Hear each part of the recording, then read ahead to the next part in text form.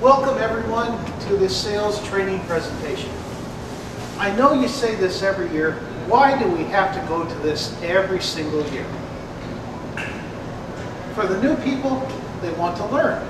For the experienced salespersons, there's always little tricks to learn to help you sell better. And today, I hope that comes across. Because not only do you sell the product or service that you are delivering, you sell yourself. In fact, that's the first thing a person notices. Madam Toastmaster, fellow Toastmasters, most honored guests. We're talking about selling ourselves. And in reality, a sales breaks down to this. You have a seller and a buyer. So it's one person with another person. So the question I have is, what is the most effective way to connect that seller and the buyer? But before we answer that question, let's talk about the role of the seller. The seller has a product or service that they want to sell to somebody. First off, the seller has to be very knowledgeable about what their product is. They have to know what to tell people. They have to brand themselves. When I ask the question, what is the first impression you get when you say Trump Enterprises? What's the first impression you get? What's that? Okay. Grandiosity. Okay. Overstate money. Money? Yep. There's a certain image. A lot of people would say quality or excellence. Okay, what image do you get when I throw out the word Walmart? Chinese They're trying to change that now.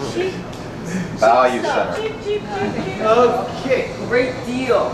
Great deal. Okay. Blue light splash special. Oh, that's That beats Chinese crap. Okay. Domination.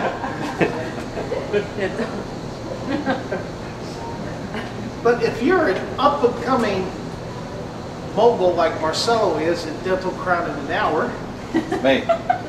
Mogul. Trump which I life. highly encourage you to go to for crowns and root canals in an hour. Oh, boy. I can guarantee you he Drive-thru. does a great job. I've had two of them so far. But what does the public see in Marcelo? What is the first impression of his business? Perfection. Very good. Quick and See easy. right now, he's professional. He's unique. No Chinese crap. He comes to Toastmasters to improve the sentence. Yes. But he's unique. But what other avenues does the general public see for Dental Crown in an Hour? A good product that he can. Office. The office, if someone comes to the office, it's clean, it's neat, it looks like an efficient office. How Falls about out soon. phone etiquette? What's that? Falls out soon. Oh, no, it doesn't fall. How about phone etiquette? You dial up the number. You just happen to have the business card here, right here. And you call the number up. And if the person working at the desk says, "Hi, who is this?" you don't get exactly a good impression of what this business is. Versus, "Hi, my name is Deanna. This is Dental Crown in an Hour. How can I help you?" It's a lot better impression. So that's one impression right there. The office, the impression. The people that are working at that office. It comes down to how you dress. Do you leave your lunch and coffee cups out where the public can see them? All these little things matter because they will take that away. they will take that away as experiences. Was the person answering the phone knowledgeable? And if that person answering the phone wasn't knowledgeable, did they say, well, I can get back to you with that question. I can go ask the doctor now and get back to you with that answer. And that way the person says, well, they care. They want to know about the answer. Now that's the reputation you will get. The success of your business, the one-on-one, word of mouth, will depend on that reputation and how people see it. Because people will then say, oh, this is a terrible office. Why would I go there? Or this is a fantastic office. I encourage you to go down there. You get great service, it's painless, and you're in and out. So that is how a business can be effective.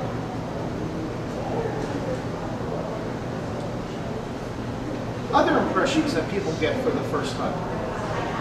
They may see your webpage or the business card. And I like the business card here because, correct me if I'm wrong, you can scan this into your smartphone and get to the website. All these little things matter. That's impression. QR code. Here, I'll pass it around if you want to. All these are first impressions that people will take away and will lead to further success in the business. Other things, are emails answered properly? Is there any correspondence that needs to be answered? It's just all these little things people will take with them when they form their perceptions of your business. It's called branding. How do you want to brand yourself, and how do you want to brand your business that you're working for? So let's move on to the buyer.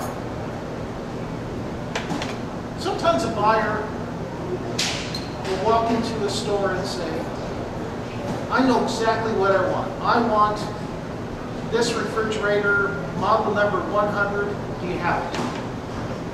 Other times the buyer doesn't know what he wants. Consider the first time you bought a flat screen TV, and I remember this when I bought mine. I wanted a flat screen, but I didn't know what the best brand was. I didn't know what the best quality brand was. And that's where the seller comes into play. You know you want that 42-inch flat screen TV, but what is the best quality for you to buy based on your budget? And that's where the salesman can come into play and say, well, here are the features, here's the price, and is this what you're looking for? And this is what we're going to get into next.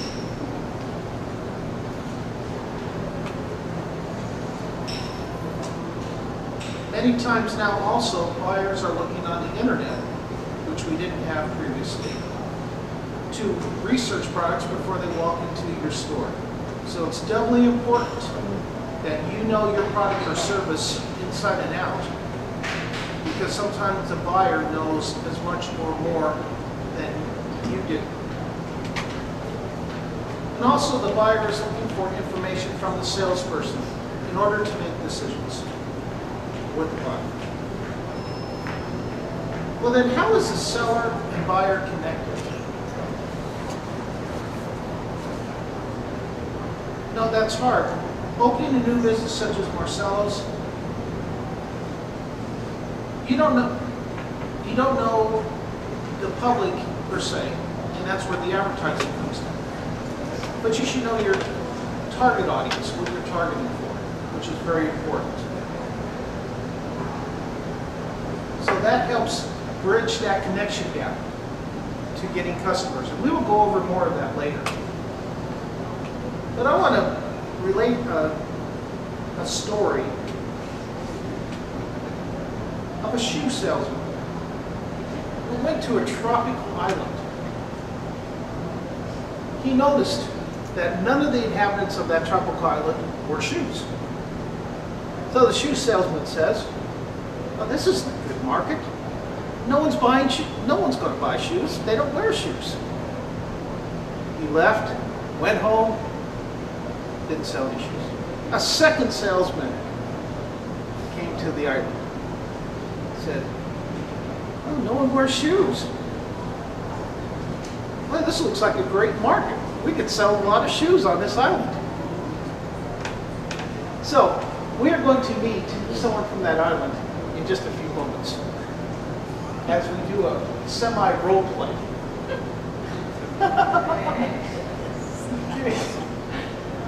All right, there's 5 steps. There's 5 steps to making a sale. The first step is find out what the prospect needs. Someone walks into the Vogue catalog and they're looking for a catalog. Well, this is the point you find out what they want. Do they want an SUV? Do they want a crossover? Do they want a sedan? This is where you get the information. You talk to the buyer. You understand what the buyer is looking for. Obviously, you find out what his budget is. You find out what his financing options are. Does he have a family? Does he need a car that can seat 3 people or 6? Get to know the buyer and get comfortable with the buyer. And ask questions. Not cross-examination questions, but ask questions. Get to know him, get to make the buyer feel comfortable with you as a salesperson. Don't rush him. If he feels comfortable, he will come back. I remember walking to a dealership once, and the salesman was all over me like a wet towel, and I walked out. And then another time I went into that same dealership, it was another salesman, and he said, what kind of car are you looking for? I told him, and he let me look around for an hour to see what exactly I wanted, and then we ended up making a deal. So there's a right way and a wrong way to deal with the buyer, which leads into gain the confidence of the prospect. In addition to asking questions, just talk, be sincere, probe about feelings, attitudes, and emotions, and give him the knowledge, your knowledge of the product. If he will fit well in that product, and just talk to him and relate your experiences also to him. If he says, "What's your experience with that car?" Be honest. Tell him what your experience is. It gets great gas mileage. It's a comfortable car. It's not the top of the line, but it's a comfortable car, and it will suit you well for many years. And that prospect will value what you have to say. He'll feel comfortable with what you have to do.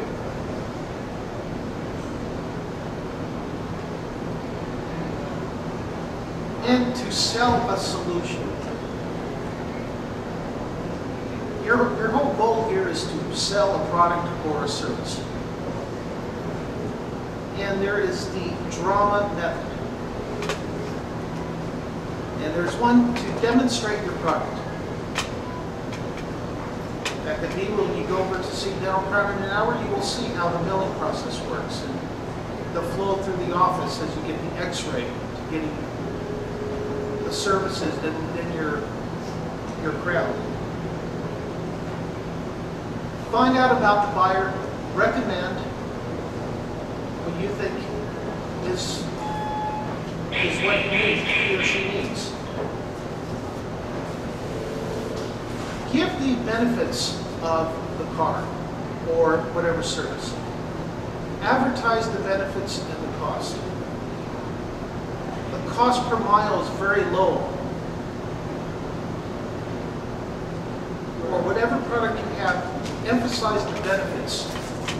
This will last you 10 years. You won't have to buy another fill in the blank for 10 years. Or you won't have to have another crown for 10 years. So let people know the benefits, so when they walk out, they'll feel happy. Put a measurement on it, on the benefits, on the cost, and let people know exactly where they stand. And assure them about the product. Will it work? What is the spoiling? What is the return? Assure them that this is something that they're going to be happy with walking out the door. And if it is a bad product, remember the customer is always first, and therefore if they return it, have a smile on your face and oblige them, because they'll return to you time after time. Anticipate objections to any sale in any circumstance. So if an objection comes up, you have an answer, and you don't have the deer in the headlight looks. And make the close. Can we make a deal today? What color, style, or model would you like to get today? Now, just like Toastmasters here, if someone comes to a meeting, and after a couple of meetings they're really enjoying it, well, would you like to join? You know, if you don't ask the question, nothing might not happen. So, we are going to meet a guest that I flew in from the Tonga Island in the South Pacific. His name is Roger. Okay, meet Roger. Hello, Roger. Then he's with- He's an invisible guest. Well, Roger, how was your flight in? I got a stop drinking those Glad to margaritas. hear it. How do you enjoy living in the Tonga Islands? Well, that's very good. And I understand you know English. Great, that means we can communicate. And what brought you to Tonga Islands? It was Cleveland. When the river caught on fire, I couldn't handle it anymore. All right. Roger, I noticed that people on Tonga Island don't wear shoes. Well, why is that? You don't say. You don't need shoes on the Tonga Island? Well, what do you do if you step on a splinter or a piece of wood? Well, we have this balm made of palm leaves that we put on our feet. Roger, I have a better solution for you. I've been to your lovely island, and I have some solutions for your dilemma. I have to ask you, would you wear shoes if I showed you shoes? Wear shoes? Well, let me show you some shoes. Because these will help protect your feet, except if you're in the water. Now, if you were at the beach,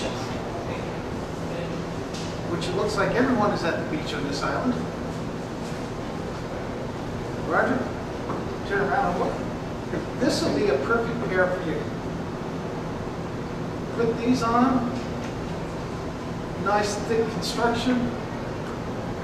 No matter what you step on, nothing will penetrate. What do you think?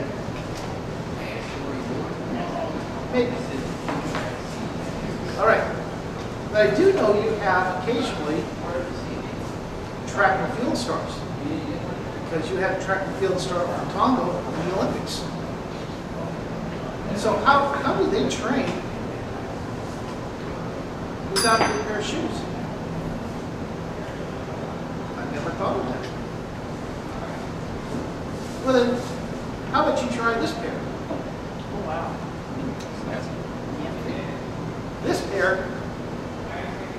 cushy, soft sides. Put a pair of socks on. Oops. You don't know what socks are. Okay. All right.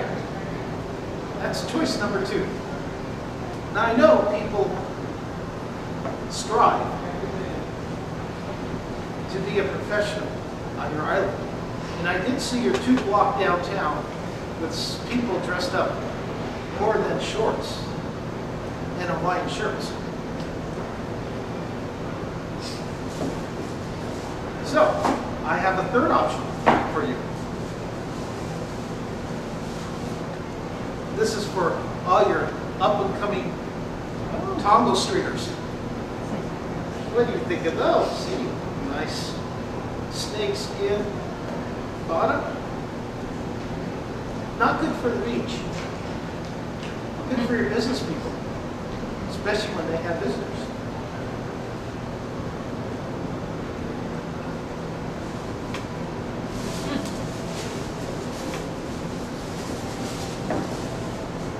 So what are your thoughts on this? So you don't want shoes. What if I gave you a deal? I realize you may not want the dress shoes.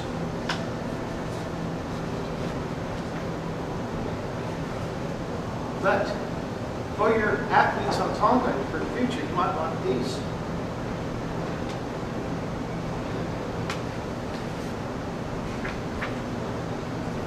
And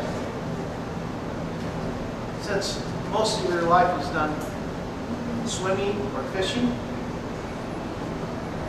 these will be perfect.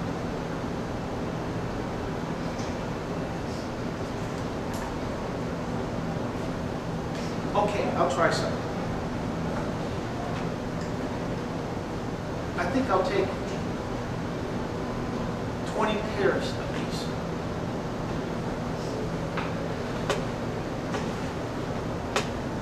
Roger, because of that, I have a deal for you. If you order today, not only will you get these 20 pair,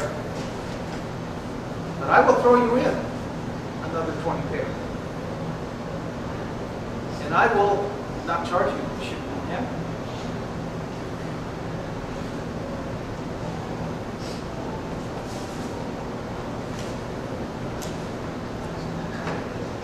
Roger, I was going to say, make my day. But you made my year. Ladies and gentlemen, fellow salesmen, you're selling yourself, you're selling your product. Get to know your customer, find out what that customer wants, and pretty soon, people could say to you, you're so good, you could sell ice to Eskimos. And that is